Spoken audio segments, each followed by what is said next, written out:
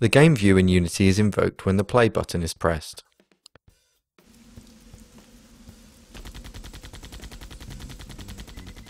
In this, you can playtest your game and get an idea of what the gameplay will be like when it's built.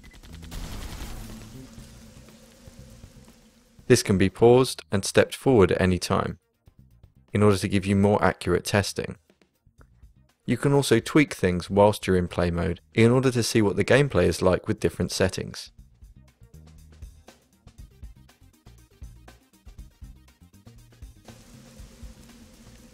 The game view also allows you to set resolution specific to the target platform that you're using.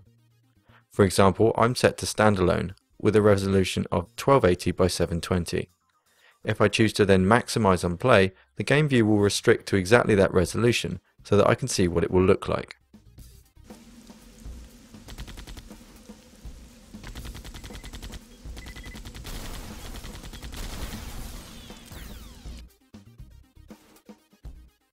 To adjust this, I go to Edit, Project Settings, Player, and this shows me the default screen width and height under Resolution.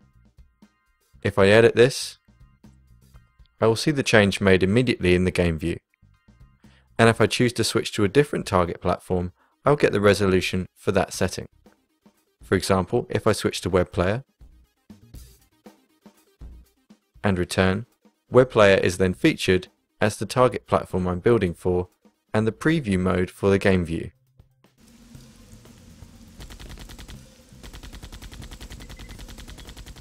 In addition to maximize on play, the game view also has a stats button to allow you to see performance statistics based on your game, and also the ability to show gizmos in the same way that the scene view shows them already. As you can adjust things whilst in play mode, you should also be aware that any changes that you make will be undone when returning to your project.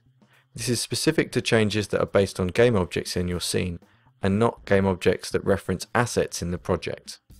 For example, if I was to change something relating to a material, that change is made to the original asset, whereas if I was to change something on a specific component, that thing will be undone when play is pressed again.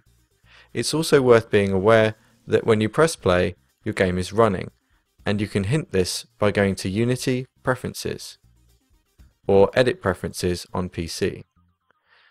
You can choose under Colors a play mode tint. I've chosen a shade of blue, but I can make this any color that I need to. That way, when you press play, the rest of the interface will change to this color. This is to remind you that you're in play mode and will lose changes if you continue to work in that.